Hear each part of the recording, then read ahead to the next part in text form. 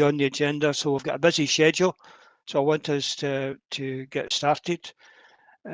Just to remind you all, this is being screened live, so just keep an eye on that. You know by now the chat bar is available for you if you need to speak. Andrew and I will keep an eye on that and to make sure you get a chance to ask a question or make a comment. And can I ask you all again to make sure that you're muted at all other times.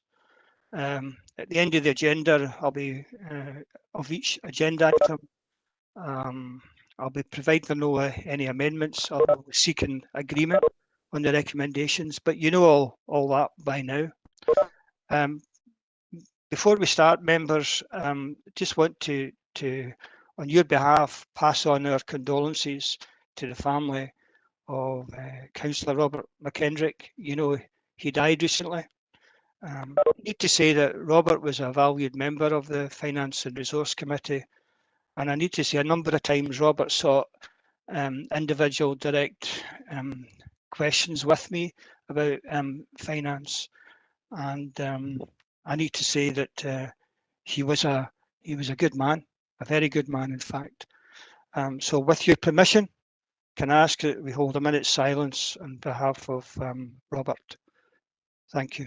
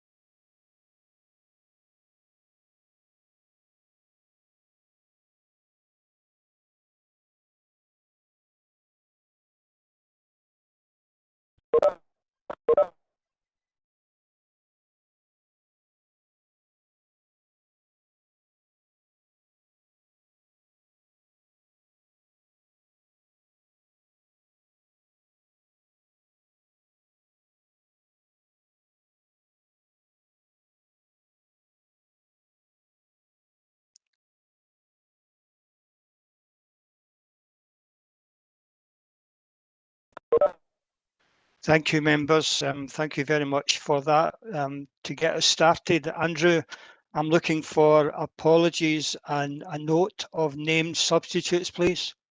Yes, Convener, there's a few today. Apologies from Councillor Dinesh Ashraf, Councillor Graham, who's been substituted by Councillor Quigley, Councillor Morgan, Councillor Reddin, Councillor Shevlin, who's been substituted by Councillor Paul Kelly, and Councillor Annette Valentine.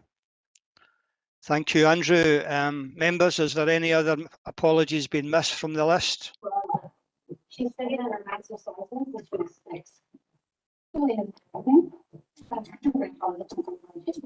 No, there's none. Okay. Moving on to agenda item 1, declaration of interest. Is there any declaration, members, for Andrew to take a note of? Can I declare an interest, Chair, in item 6, page 57, as a director of the Municipal Bank? Thank you. Yeah, okay. Andrew, I would do the same with the same item. Thank you. Councillor Burrows, yeah. Anybody else? Declaration of interest. Item 6 for Ian McNeill as well, and also item 12 as chair of NLP. Okay. Any other declarations? Sorry, I didn't pick that up. Item 6 for me as well, Bob. Okay, thanks, Jim. Anybody else? Item 6 for me as well. Item 6 for myself, Tom Castles. Okay. And I see Councillor O'Rourke has put in the chat bar, he's got a declaration to make, and I haven't recorded that yet, so if you could just advise. Andrew. It's item 12 as a board member of North Lanarkshire Properties. Same with myself, Chair. Item 12, please. Okay, I will finish. Sorry, members, can I assume that you'll all be leaving the meetings for those items and you wish me to place you in the lobby for those particular items, or are any members believe that their interest is remote enough that they're able to participate in the item? I don't think the board one's necessary to leave the meeting. Municipal Bank for item 6. Okay, thank you very much. Okay. Right, we're moving on. Item 2, pages 7 to 10, is a paper that's here for you for the Joint Consultative Committee. It's here for approval. Are you happy to agree that? Yep. I will take as a normal thing that silence will be golden unless otherwise stated. We'll do it that way. Item 3 is pages 11 to 32. It's a paper called The Licensing of Sexual Entertainment Venue. We had a discussion on this item last year.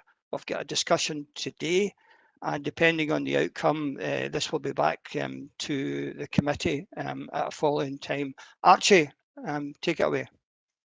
Thanks, Convener. Members will recall that at the end of 2019, a consultation process was approved by you in relation to this proposed licensing regime. The outcome of the consultation is set out in Appendix 1 to the report, and you'll see that overall 51% of respondees were in favour of such a regime being introduced and 49% against. And there's some detail in the report around the nature of the responses at paragraph 2.3. It's quite a detailed report, members, so I'm not intending to go through it at length. What I would say is that clearly the background is set out in the executive summary, in as much as back in 2011, Glasgow City Council had a case at the Court of Session in terms of whether the liquor licensing regime could be used to regulate and control such venues, and that outcome determined that that regime could not be so used. So on the back of that, the Scottish Government carried out various consultations and has issued guidance and has given a discretion to local authorities in terms of the Civic Government Scotland Act, so that in due course, if this was adopted in North Lanarkshire, it would be a matter for the Regulatory Committee. I think all of this can be distilled down to the fact that if North Lanarkshire does not have a licensing regime in place, then the Council has no control or regulation over any such venues operating within our area.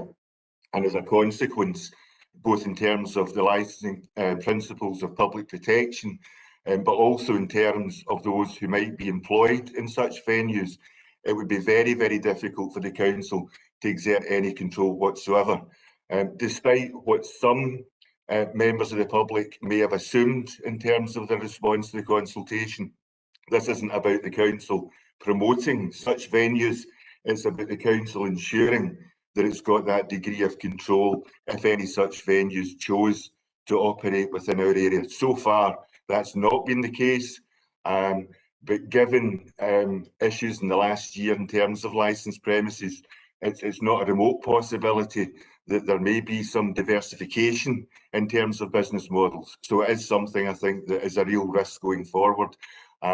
If you do approve the resolution, then, as the convener says, there's a period following that of further consultation, and no earlier than 12 months from the date of the approval of the resolution could such a regime be brought in. It would be at that point, in terms of looking at any conditions that might be attached to licences, or indeed based on the evidence coming from the consultation, whether in fact the Council elected to have a zero number of licences. But I would submit at this stage it would be premature for any considerations along those lines to be made. Right now you're being asked to consider whether such a regime is appropriate for the Council. I'm happy to take any questions, Convener.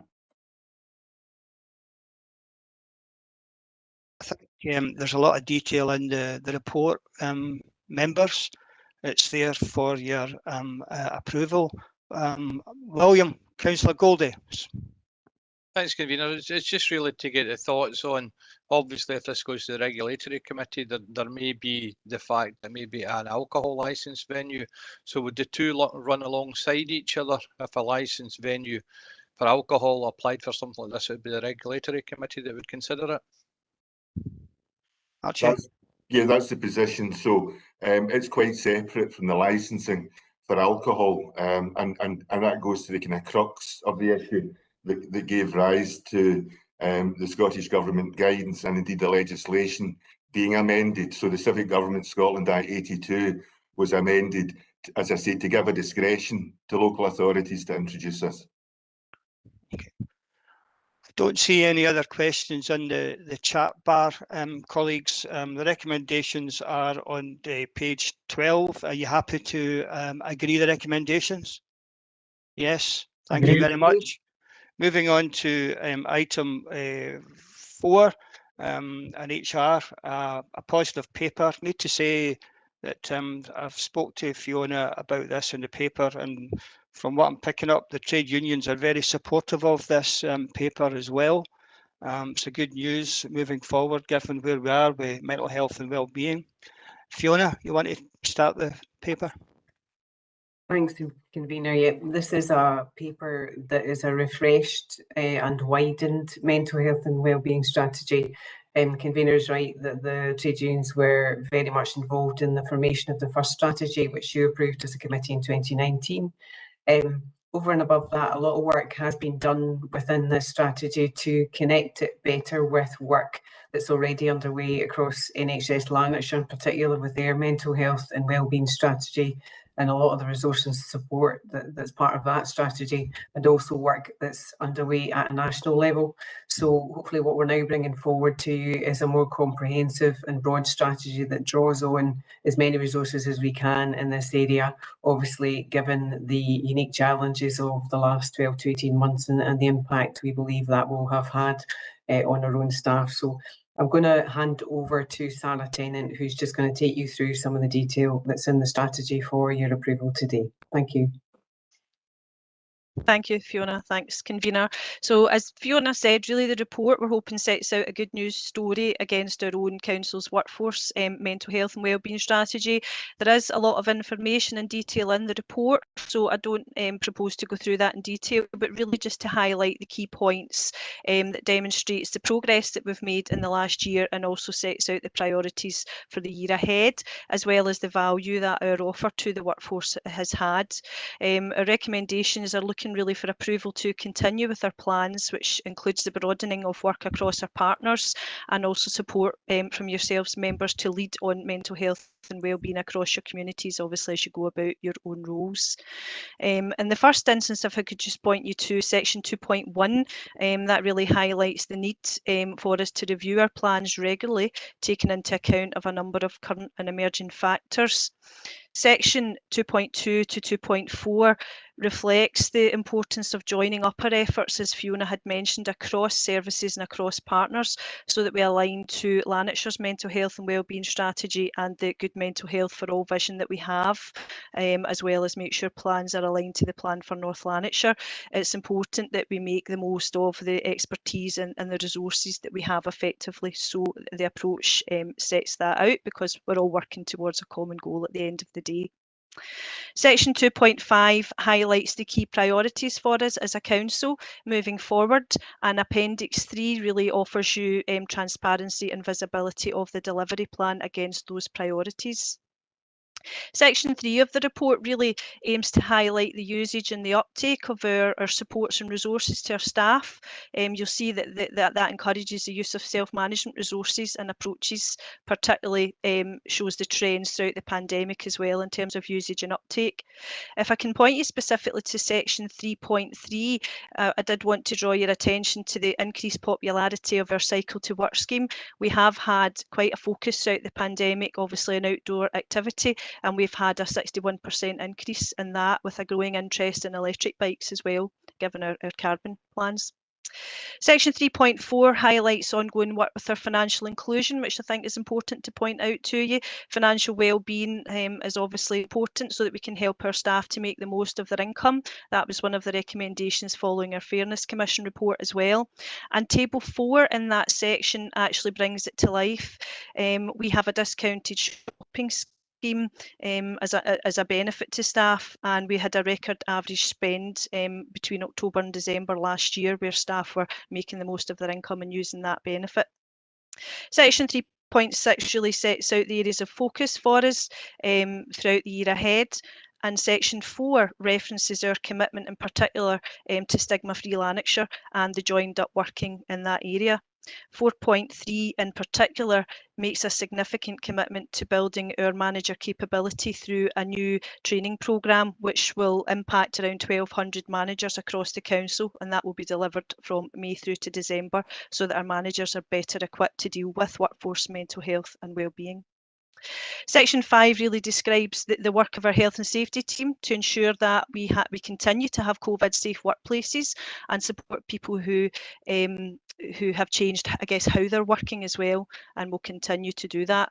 And section 5.3 describes work that's been done to support lone workers who are out there in our communities, and that's obviously a key consideration in our community safety strategy as well, that staff are safe and well as they go about their roles.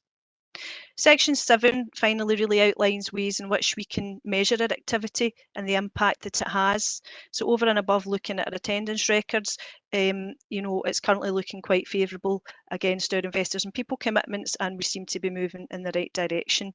Early feedback from our recent investors and people assessment shows that we are seeing positive trends in the right direction. So that's me, thank you. Happy to take any questions or comments.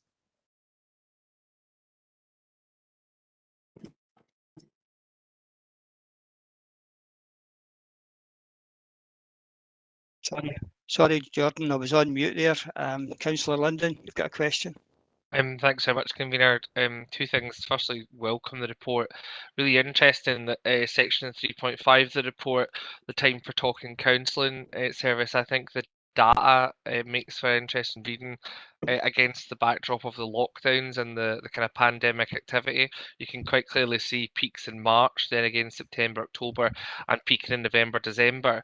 And I think you can match that against the kind of intense lockdown activity that we've seen at those times. And interesting that staff turn to the service that we're providing at those times. I think that's not great that people feel the need to, but great that that is in place and supportive of staff. The other thing to say as well, whilst I'm welcoming it, is that the recommendation that includes the responsibility of elected members to promote throughout our communities. I think it's important that we all remember that priority for us all. Just referencing Appendix 3, Action 5.3.3 on the quick health check tool. I noticed it's not been started, and I wondered why that was the case, if there was a logic in not pursuing that action at this time. Thanks, Convener. Jordan, Sarah? The tool is under development at the minute. Councillor Linden, perhaps Fiona Duddy, who's working in that area, would have some additional comments, but it is under development at the moment. Fiona? Yeah, thanks, Convener. It's a tool we've used in the past, but we feel it's not perhaps as manager friendly and employee friendly as it could be. So it's there, but we're basically reviewing it and revising it, and we'll make it available as soon as we can. Okay, I hope that's helpful, Jordan, with that response. Thank you. I think I can say that there's no other person on the chat bar, but I think the role of the council about working with mental health and wellbeing is obviously a high priority. And it's good to have a positive paper with the showing where we're going with it, and that's very important. The pages, the report is on recommendations is on page 33. Are you happy to agree the report? Yes, thank you very much. Thank you. Item 5 is the payment of local taxation. Elaine, it's on pages 51 to 56. Thanks, Convener. Some of the main points in the report, as I've previously reported, the collection of both council tax and non-domestic rates is down on last year, both attributable to COVID and both in line with projections previously given to committee. Claims for council tax reduction scheme have settled after a sharp increase in the first quarter of the year, but overall at the end of the year we've seen a 4% increase in the level of residents that are now eligible for CTRS, and the cost of that has been covered by additional funding from Scottish Government. I previously reported that additional funding was provided for the Scottish Welfare Fund, and The main point to note is that by the end of March, just over 66% of the fund has been spent, but a better measure is the comparison against the original budget, and on that basis the fund is over 100% spent, 107% to be accurate. It's been confirmed that these unspent monies can be carried forward to 21-22 when it's likely that demand on the fund will increase as other supports come to an end. Finally, in relation to the discretionary housing payments, additional funding was provided, and that's very close to fully spent due to the work of the team to ensure that applications were maximised, and that's highlighted in section 264 of the report. Okay, Elaine, thank you for that. Agenda item 5, I do not have anyone on the chat bar. The report is here for noting on page 51. Are we happy to note the report? Yes, thank you. Yes. Agenda item 6, pages 57 to 66. Elaine, end of year report, it's back to yourself. This is the annual oversight report focusing on the municipal bank.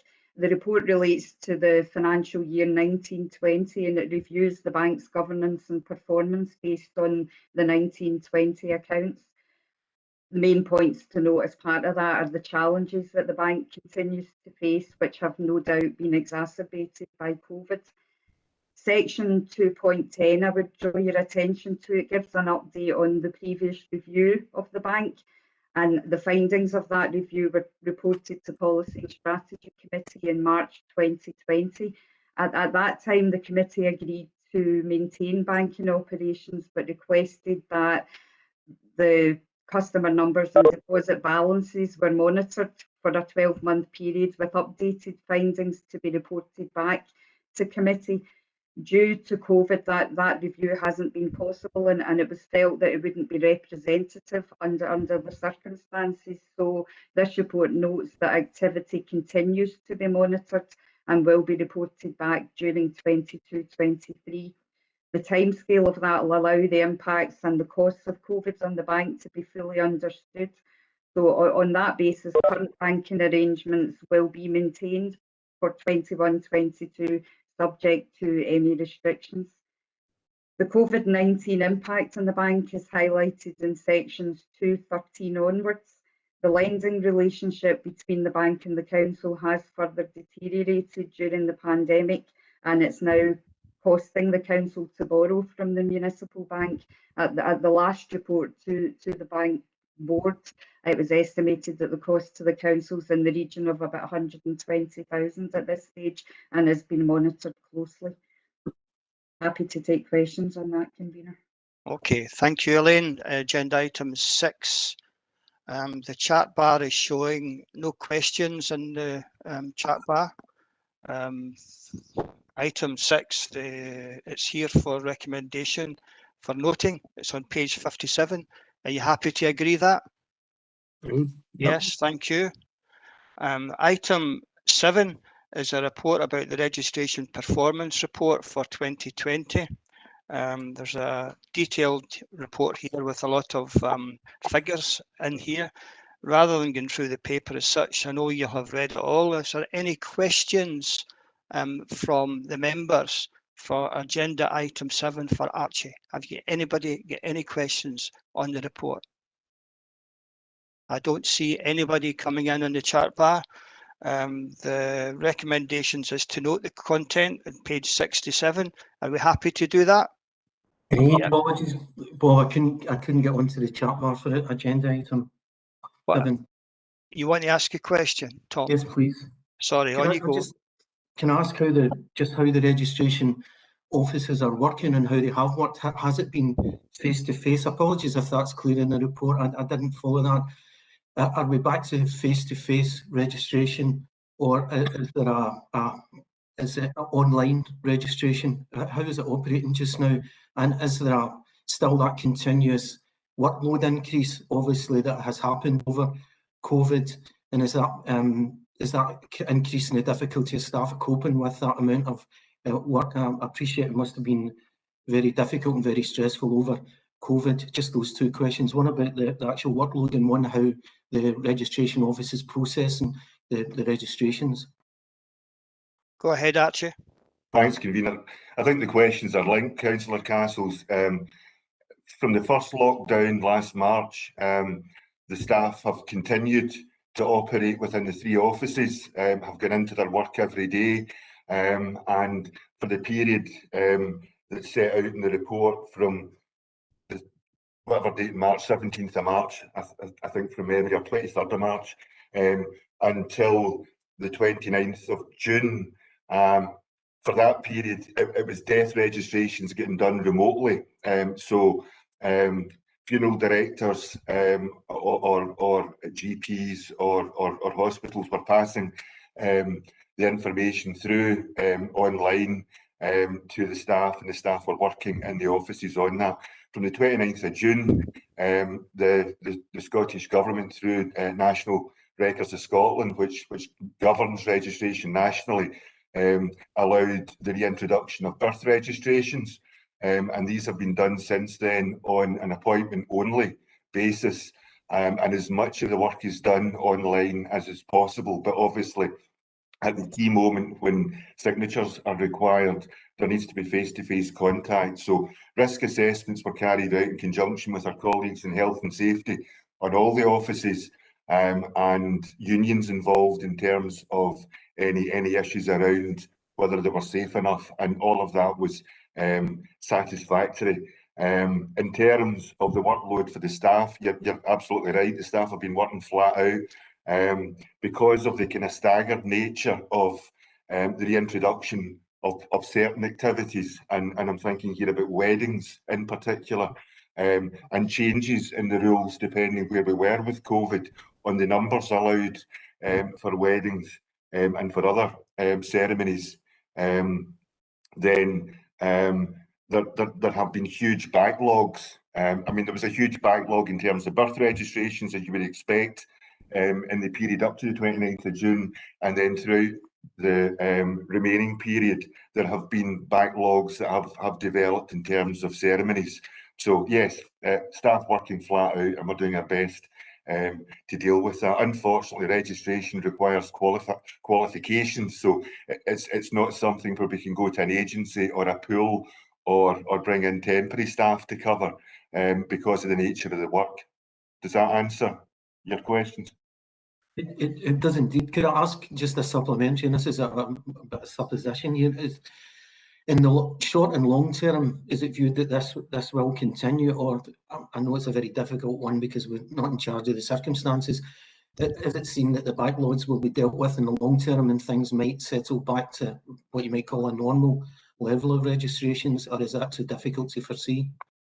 No, I think it's a fair question, and I think in terms of birth registrations in particular, the staff have been working long hours and have been coming in at weekends in some cases, so they've managed to bring that backlog really down to the extent that I don't have any concerns about it. But going forward, it is difficult to speculate in terms of any further issues around COVID, in terms of restrictions getting placed on the workplace or indeed on face-to-face contact, and again the issue around ceremonies potentially, going forward. So it does remain to be seen what other impacts there might be in the service. Okay, thank you for that. Thank you for that, Councillor Castles. Councillor Goldie. Thanks, Convener. Just the work's been, the service has carried out commendable work over the while. They have been under severe pressure. It's just a wee question on page 68, 2.2.4. It's just we're in the top quartile in Scottish councils, which is fantastic. It's just the 99.17 accuracy. Do we know why we didn't get 100%? What the issue was? I know that if there was inaccuracies in either registration or that, it may have knock-on effects for residents. It's just out of interest to see what the one or two cases that we weren't completely accurate on were. You're a hard man, Mr. Goldie. You're a hard man, Archie. Well, indeed, Convener, I thought it was a kind of good news story there, but This is an annual exercise that's conducted by National Records of Scotland on behalf of the Scottish Government. So they analyse all the information that's provided by Scottish councils. And I have to say, it's kind of out with our annual reporting in terms of the financial year. So the information that we're able to get from them is often not entirely up to date. And that's not a criticism, that's just their kind of recording period. It tends to be in October when we the kind of final figures through. I don't have the remaining 0.83%, Councillor Goldie. I can certainly get that information for you. I'm sure we could get that from NRS. But certainly nothing has been raised in terms of any issue as a consequence of that very small factor. Okay. Convener, there was no criticism intended in the service at all, and I do accept it's a really good news report. I was just out of interest to see what the loss of the nearly 1% was. I don't think, Councillor Goldie, that any of us were taking it. It was you were saying it was negative. Far from it. It is, as you know, a positive report with that. I don't see any other names on the chat bar. So can we agree the recommendations? Yes. Thank you. Item 8 is a revenue monitoring report. The pages 75 to 86. Elaine. Thank you. I'll first of all direct you to table 1 on page 76, and that shows the overall position at period 11 that I reported to the last committee was a surplus of 4.7 million. That's now moved by 3.2 million to a surplus of 7.9. The movements are analysed in more detail in table 2 and explained in detail in the narrative below that, so I won't go through that in detail. Most importantly, I think in the report is table 3, and that shows the split between COVID and non-COVID positions that make up that overall 7.9 million surplus.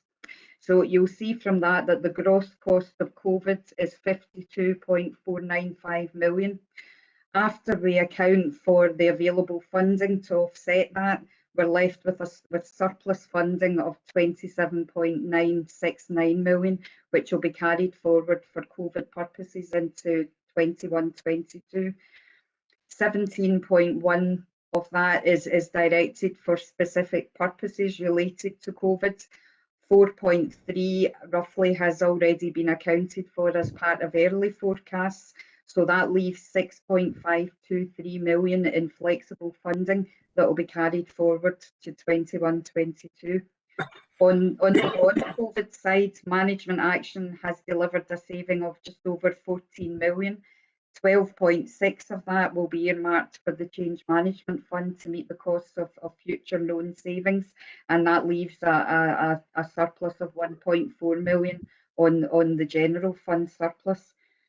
I've previously advised a committee of fiscal flexibilities that are on offer from Scottish Government.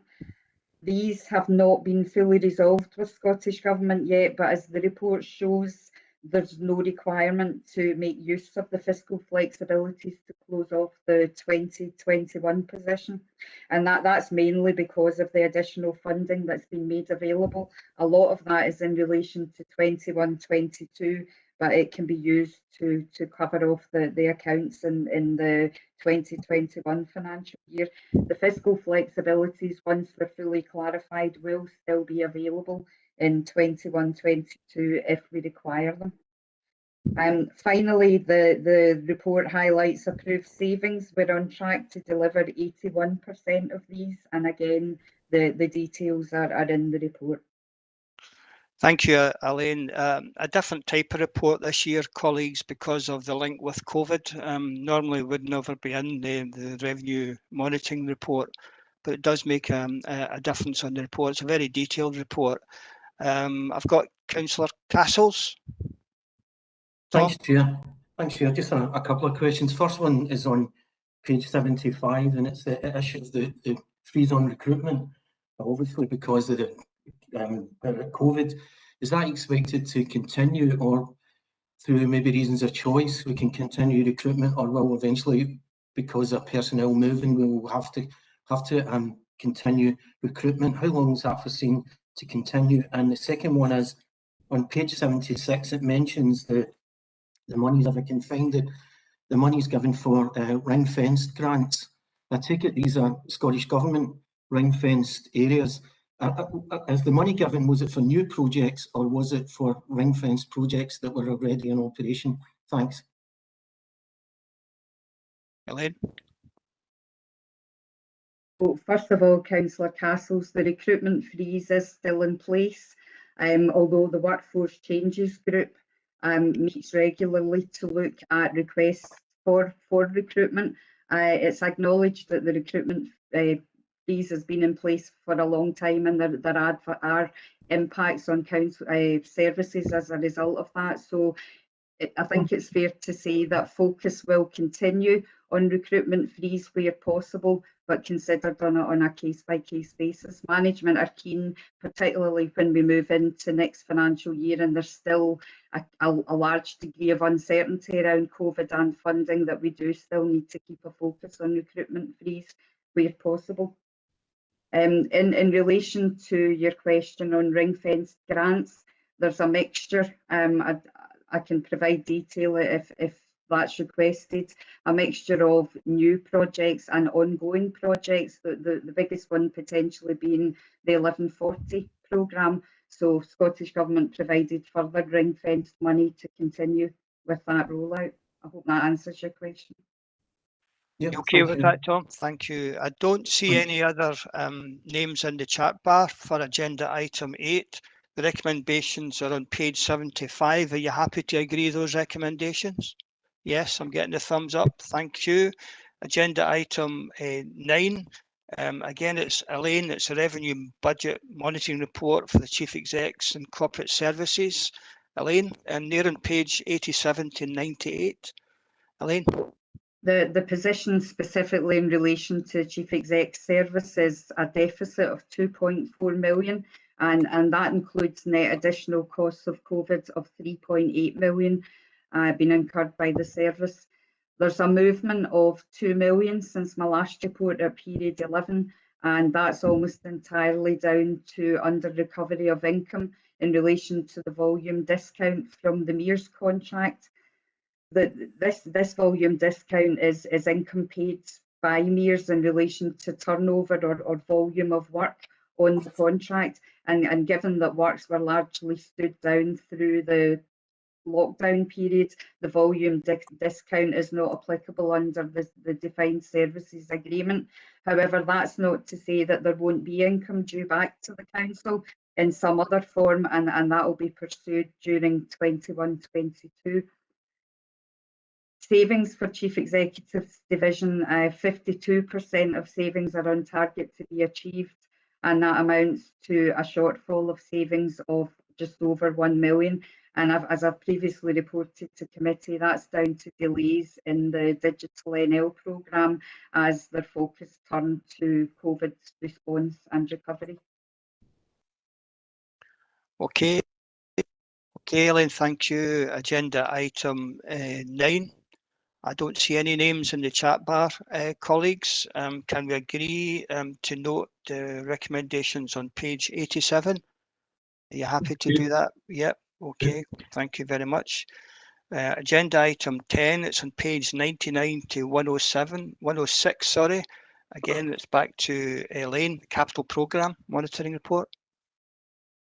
This is a very positive report, and the summary is shown on table 1. A total capital programme of over 190 million is online to be underspent by 57 million. On the general fund side, 20 million is underspent on an 85 million budget, but the majority of the underspend is within the community investment fund projects and a COVID contingency. The community investment fund projects were delayed as a result of decisions around allocating funding, which were held back as a result of COVID. This has now been overtaken, as members will be aware, by the development and approval of the new 5-year capital programme, which fully incorporates all resources and projects available through SIF.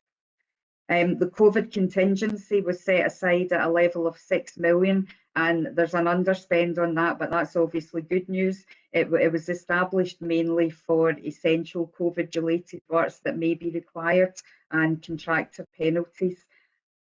That contingency has largely not been required, and 4 million underspend on that will be carried forward into the new capital programme.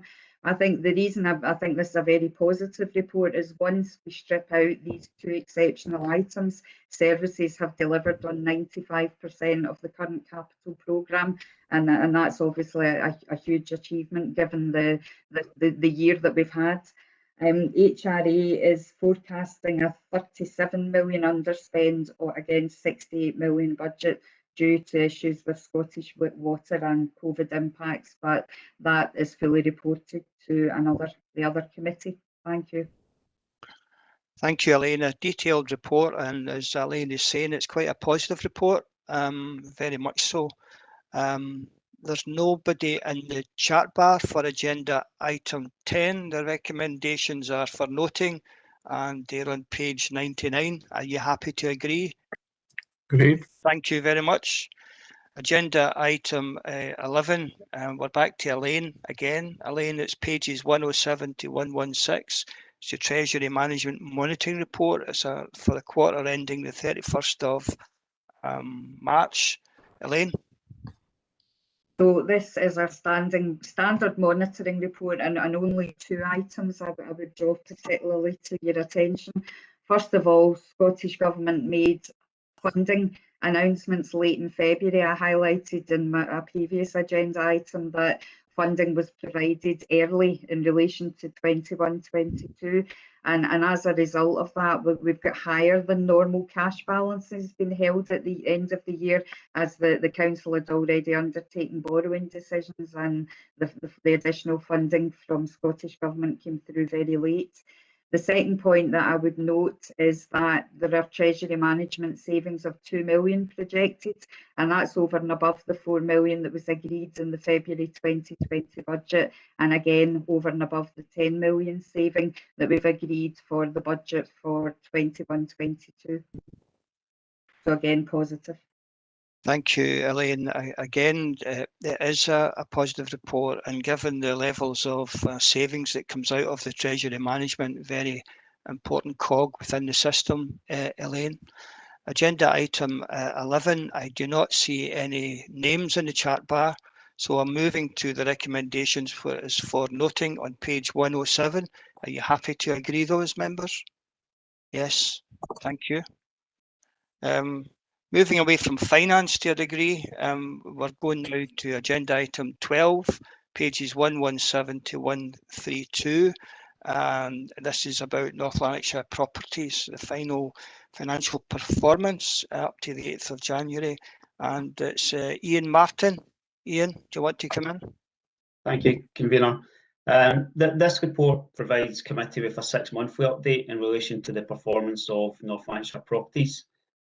Section 1 of the report provides details of the establishment of North Lanarkshire Properties, and at 1.8 the outcome of the review of the Business Manager Support Services, which confirmed that the services met the original objectives.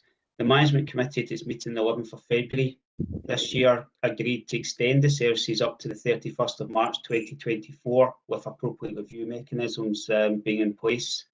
Section 2.2 of the report refers to the performance indicators for the period 28th of July 2020 to the 15th of January 2021. It's noted at 2.4 that rent collection levels remain steady over the period, but below last year's performance, which highlights the impact that COVID-19 has had on this area of the business. Paragraphs 2.5 to 2.9 provide details of the service highlights and notes progress with the creation of 14 starter units at Orbison Street in Motherwell, the refurbishment of industrial units within Bells Hill and Wishaw, which will provide additional rental income for the company and also help meet the demand in the industrial sector which is currently being experienced. The refurbishment of the buildings at Buchanan Street and Hall Craig Street, Airdrie, and the property at Grange Street, Airdrie, demonstrates the work the company is undertaking in support of the Council's town centre regeneration plans. Section 4.1 of the report provides details of the financial arrangements in relation to North Lanarkshire Properties. In particular, if I can refer you to paragraphs 4.15 to 4.16, you will note that the financial position of the organisation continues to be impacted by the COVID-19 pandemic. Taking into account the impact of COVID, it is estimated that rent collection, excluding NLC rentals, may decrease by up to 16%, which annually would equate to a loss of income of just over 0.8 million. As anticipated, that a transfer out of reserves of 0.595 million will be required, and the projected debt service covenant ratio will be 0.54 to 1, which is above the ratio that was agreed with Barclays for 2021 of 0.5 to 1. Usable reserves are expected to reduce from 4.487 million at the 31st of March 2020 to 3.892 million at the 31st of March 2021 due to the projected transfer out of reserves. The company continues to hold sufficient cash levels in the short term despite the impact of COVID, and this is detailed at sections 4.18 to 4.19 in the report. The company has considered a range of scenarios in budget planning for financial year 21-22, and a transfer out of reserves of 1.122 million has been approved by the board, which will provide a projected debt service covenant ratio of 0.68 to 1 for this financial year. Barclays has consented to relax the covenant from 1 to 1 to 0.5 to 1 up to the 30th of September 21, at which point this will be further reviewed. A number of appendices are attached to this report, with Appendix 1 providing details of the 12 key performance indicators for North Lanarkshire Properties, and you will see that these are overwhelmingly positive. Appendices 2, 3, 4 and 5 relate to financial arrangements for North Lanarkshire Properties and the recommendations within the report. And thanks, I'm happy to take any questions. Thanks, Ian. A very detailed written report followed by a comprehensive verbal one there from Ian. Agenda item 12 on the chat bar at the moment does not show any questions coming in with that. If that's the case, can I move us to the recommendation which is for noting on page 117? Are you happy to agree that, members? Yep. Thank you. Agenda item 13 on page 133 to 136 is really a kind of a wrap up of some items on compensation claims that were there, and they're there for you in detailed on page 136. Members, have you got any questions for the officers on this item, on agenda item 13? I don't see anybody in the chat bar. Can we agree the approval of the recommendations on page 133? Yes, thank you. Agenda item 14, pages 137 to 140. Positive report, looking for approval. It's securing 16 new social houses for the area. Ian, do you want to say a few words on it? Ian Martin. Yes, thanks, Convener. This report concerns the proposed reallocation of King's House site at Grave Street, Wishaw, from growth to planning and regeneration for inclusion in the new build programme. The building was previously leased to the council and occupied by social work services and was acquired for inclusion within the growth programme at expiry of the lease. The headline value for the site is 400,000 and abnormal costs have been estimated at 20% of this site value, which would equate to £80,000. The full site investigations have not been concluded at this stage, and the abnormal cost allowance have been estimated based on previous site transactions. A further report will be provided to committee if the abnormal costs are found to be significantly higher or lower than the estimated £80,000. A capital sum of 320,000 will be paid from housing revenue account to the general services account to ultimately conclude this transaction, and the development will regenerate a brownfield site and create new houses for social rent. I'm happy to take any questions. Thank you for that, Ian. As I said earlier, it's a positive report, and we'll provide another 16 new social houses. I don't see any questions coming in, any note on the chat bar for agenda item 14. We're looking for approval, the recommendation on page 137. Are you happy to agree that? Agreed. Yes. Thank you. Agenda item 15, again, it's a positive report. And it's bringing in new house build programme with 6 new units. Very similar report to the previous one. Members, have you any questions to this particular report? Agenda item 15, there's nothing in the chat bar. We're looking for approval on page 141. Are you happy to make those recommendations? Yep, thank you. Agenda item 16. Andrew. Yes, Convener, just to say that at the top of the report for agenda item 16, it says press and public excluded. That's a typing error, and this item is a public item, and press and public are not excluded. I asked Andrew just to clarify that point. I don't know if everybody has got that on their paper. Certainly I have. I don't know if the majority, I think I'm getting a nod from you. It's just to clarify that. Again, this is another positive report. Again, coming back through, it's the acquisition of 30 new houses for this one. Members, have you got any questions for agenda item 16? I don't see anything in the chat bar at all. So the recommendations is for approval, and on page 145. Are you happy to agree those recommendations? Agreed. Thank you. Good shout. Okay, moving on to agenda item 17, pages 151 to 154. It's a tender for council insurance programme. It's a committee approval to commence a tender exercise. I don't know if there's any need to go through the report, members. It's here for you. Anybody got any questions for agenda item 17? Agree the report. Okay, thank you very much for that. Agenda item 18, pages 155 to 160. Again, we're looking at an insurance tender for the right to buy properties. It's here for your discussion. Is there any questions to the report? Agenda item 18. No, I don't see anything in the chat bar. Can we agree the recommendations on page 155? Agreed. Thank you. Agenda item 19 is COVID-19 pandemic contract award for PPE. That report is here for you, members. Is there any questions to the report for agenda item 19? I see nothing in the chat bar. Could I ask that we approve it for noting on page 161? Yes. Agree the report. Yep.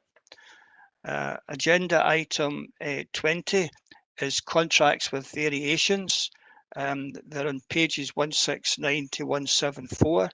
There is a number of them here for your perusal. Again, the report here is for you, members. Is there any questions coming from the members on the variations? Agenda item 20. I see nothing in the chat bar. Can we move to the recommendations on page 169 with your agreement? Yes, thank you. Thank you. Agenda items 21, 22 and 23. Andrew, you want to come in? Yes, the remaining items are press and public excluded, so I will just now stop the live stream and